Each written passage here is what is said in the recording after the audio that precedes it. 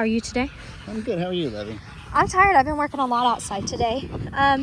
Working a lot to kind of bring to you our video about changes. Now I say our, but this is just my video. Our videos about changes and preventative measures might be very different. I know we might talk about very different things, but I want to get this out to you tonight because I know a lot of people have been eager to hear what we're actually going to do. You know, sometimes we talk about all the things we're going to do, but today I'm really going to show you some of the nitty-gritty things we're going to do, right? Yeah. So let's start while we're over here at the pond. There's been a lot of controversy about the birds. Specifically, the birds we're talking about is waterfowl. I'm going to go ahead and get that part out of the way and talk about it now. Tomorrow, Sunday, we're going to get rid of, rehome to my sister's fiance, Austin. He has a really big pond, and so we're going to move a lot of our waterfowl out. Now, sorry. It's going to be fun trying to see them catch them. Yes. I think that we should just get a big old massive thing and then kind of walk them and lead them in there. But I don't know if they're going to try to do it the hard way of catching them with their hands or Hey, whatever. it'll be a show for us to watch regardless. But so I told him, I said, bring, you know, kennels, whatever, and you can take as many as you want. We do have a few marked off that are going to stay, okay? The Tito's. The Tito's will stay. Susie will stay. King Robbie, wherever he's at. King Robbie will stay. He's right there. King Robbie's right there. And so, long story short, we have a few that we're attached to. And a few more geese. Yeah. But we're also rehoming some geese as well. The Lydia and then the 2 Chinese geese and their babies. See, there's just a lot of them right now. So if you look in the front, there's like 4 or 5 of them right there. We're going to keep them. So our pond can definitely sustain about 10 birds, 10 waterfowl. And I do need to do better about finding the eggs. One thing I do know though is Robbie doesn't breed. And Adam or Steve over there, I'll probably have to keep his friend. But Adam or Steve, I think, swings the other way. So I think Robbie will be fine with just having Susie. That's his favorite anyways. Yeah, I am going to very sadly have to get rid of Sassy. The thing about Sassy is she is really good about hiding her eggs very high. And I normally cannot find them. Does she have a stick? I don't know. She got out of the pond. Okay, good job, Phoebe. And yeah, so Sassy hides them really high, and I just had to pull 17 eggs off of her yesterday. So, Hi. you know, I'm not going to be able to keep her because she keeps moving her eggs up higher and higher and higher, and I'm not able to get them. And I don't want to, if we're going to be getting rid of a lot of waterfowl, just to continue to repopulate and have to continue getting rid of them. Is it inevitable that there are going to be some birds that come in? Yes, and we can do that and pull them out and rehome them as needed, but I don't want to be directly dealing with every couple of weeks when Sassy decides to 10 to 15 ducklings, because that's the reality of it. So we do understand that the waterfowl is an area we can improve on. And that is what we are going to do tomorrow. It's a little heartbreaking because we do love our birds, but we are doing what's better for everything and just all of our pastures and just trying to do what's best. And what's fair to them is to give them an even bigger pond with even more room to be happy. And I can tell you that Austin, my sister's fiance, has so much room for them. All right, so that's all I'm going to say about the waterfowl situation, the bird situation. A lot of them are leaving tomorrow, and they are going to have very bright futures where they are at. But now we move on to the next thing we are changing. You can call it a preventative measure, risk reduction, or you can just call it a change. I actually think it's going to be a great change to kind of help us. This is one of our problems here. We have a little goat, this one, who gets out, and she always ends up in the feed room. And you know, it's gotten annoying, and we've thought about it, and sometimes it rains, and, you know, your food might get wet.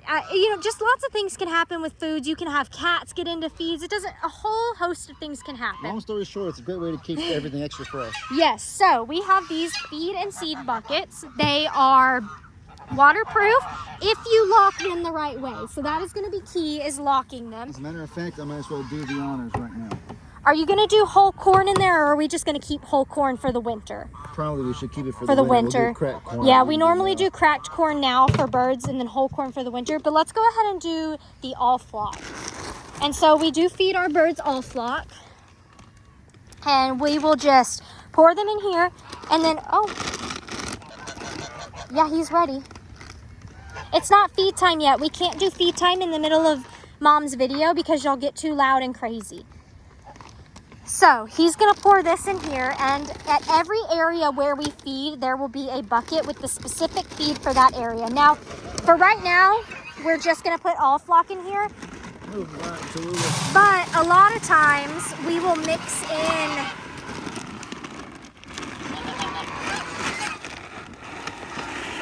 well, Ziggy's going. That's good, Ziggy, you can have that. Tallulah, you cannot.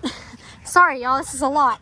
But sometimes we might have to customize our bird feed a little bit different because we do add multiple things in here, like we mix mealworms in with it. But just for now, this is what we're working with. Look how fast he's eating.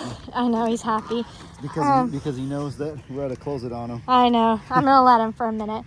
But, oh goodness, Phoebe. Yeah, so at every feeding station, there will be one of these with the food for the animals in that area. So right here obviously is where we ideally feed any waterfowl we have. And since I did say we were getting rid of a lot of them, the waterfowl will only eat over here now. The ones that normally eat over by the barn, that probably won't happen anymore. And so this will be their feed, and it will stay here. And we do the honors and close it up. Sure. Sorry, Ziggy. You didn't have more when we feed him in a few minutes. There we go. Lock it. How does it lock? Just like that? Or? Does it twist? This might, oh, close. Watch us learn. Ah, there we go. Now it's locked. There you go. Alrighty. So now that is airtight. It will stay fresh in there, and it'll stay clean. It's not going everywhere.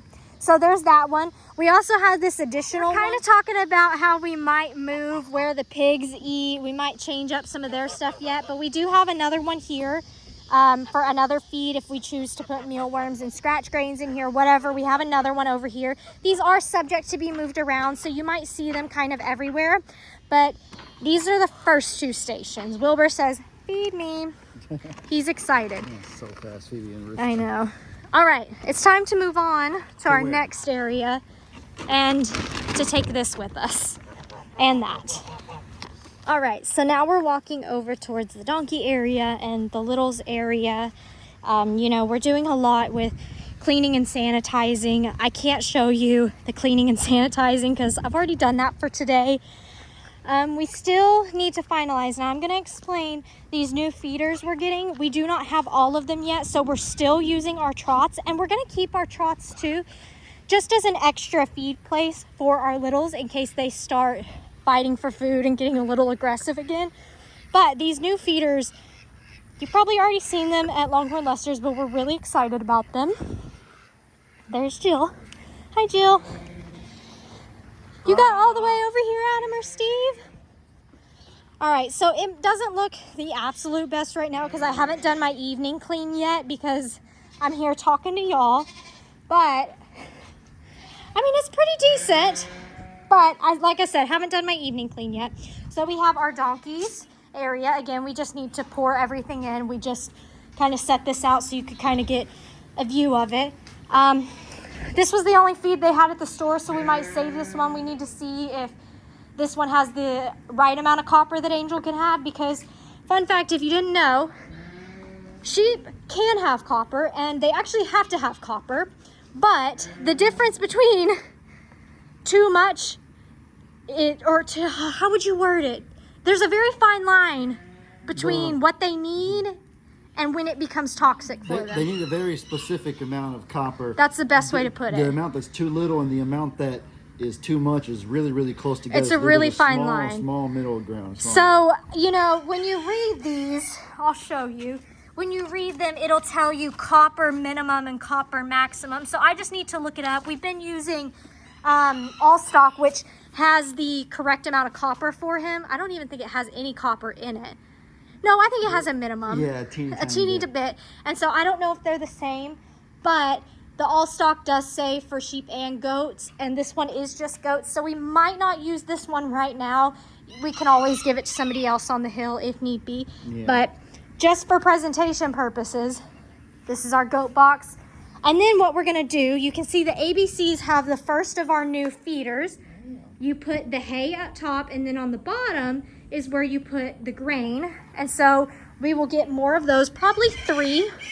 And then we're gonna put them over here to kind of negate all of this craziness that happens over here. Because even though I've sanitized these, and now I'm seeing dirt, so I'm gonna sanitize them again, they get dirty incredibly fast. It's kind of insane, right? Yeah. Just how dirty they get, just from kicking up and running around doing their things. I think the big feeders, I'm gonna call them the hay feeders, will be better. And so what we'll do is we'll put them out here where we can just dump over the fence, and they'll be able to eat there, and it'll be more room, and I think it'll be really good for them. I agree. I think they'll enjoy it. I also think it's a farm. Animals rub in the dirt, they get dirty, which is what they do. They do, and that I can't be mad at them for getting it dirty after I cleaned it, but just with it being hot and everything, we're just trying to do everything we can right now to risk reduction, because that is kind of the business with parasites. It's more of a risk reduction business than an elimination business, because it's not realistic to completely be able to eliminate every single parasite, especially when you're in a flood driven area, you know. We could take them all in our house. Yeah, because that would be good. Because that would be good. They'd probably still find something. They'd get into human food they're not supposed to get. They open the fridge, we'd wake up, the fridge would be open, they'd have the gallon of milk spilled on it. They would do all. Be bad. I know. One thing we also did is I learned how to drag today. Normally that was just his job, but now I know how to do it, and I feel confident that I won't mess it up. We're also going to be putting, you probably see a mineral block over there.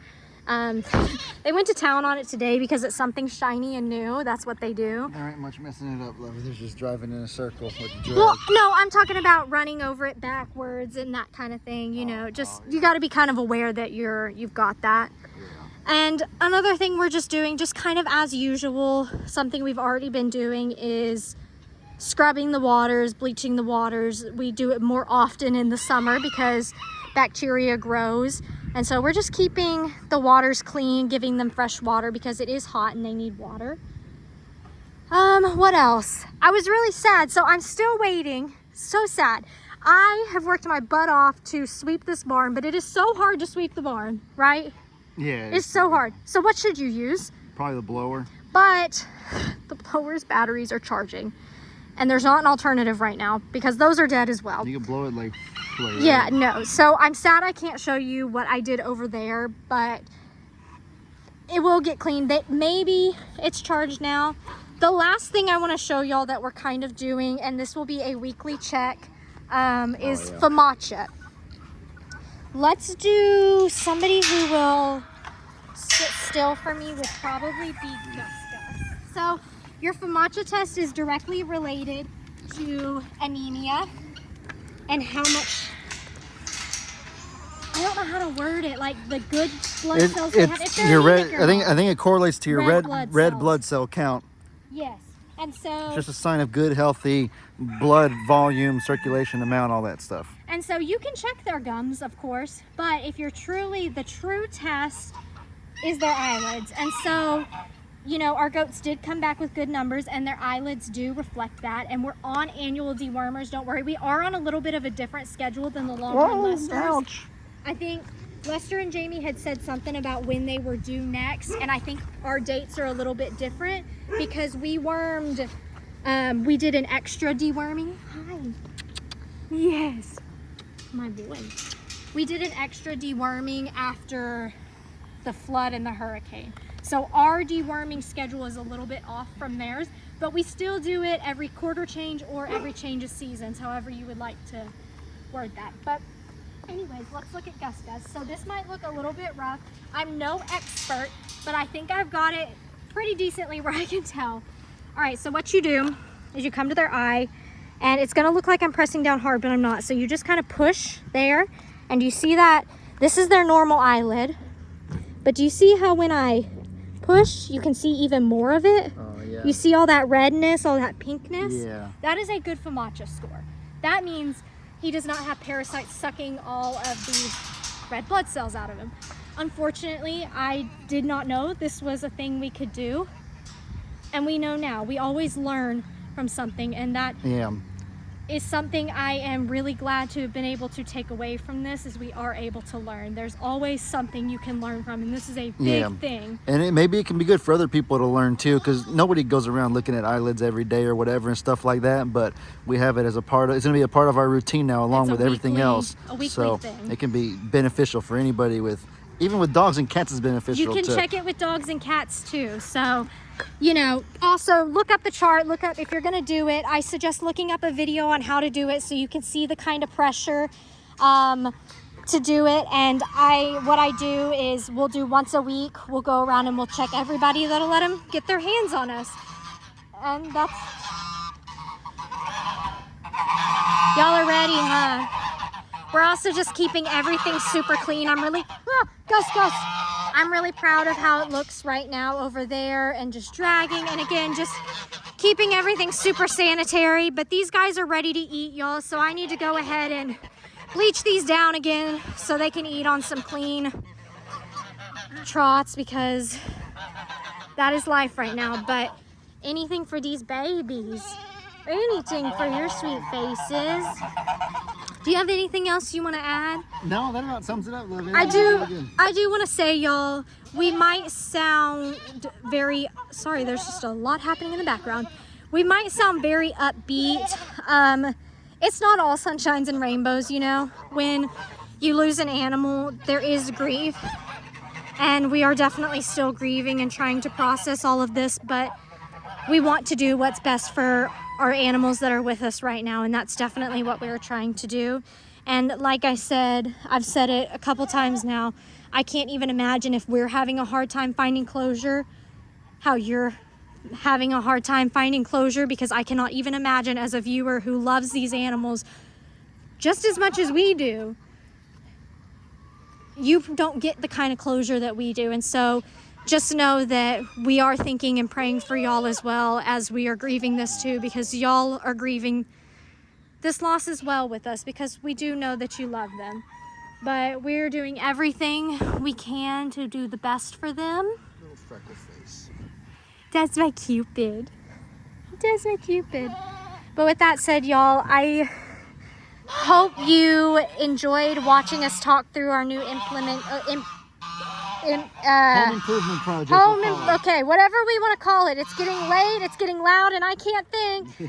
Thanks for watching. I'll catch you next time with another one. Bye, friends. Look at little mama. Aww.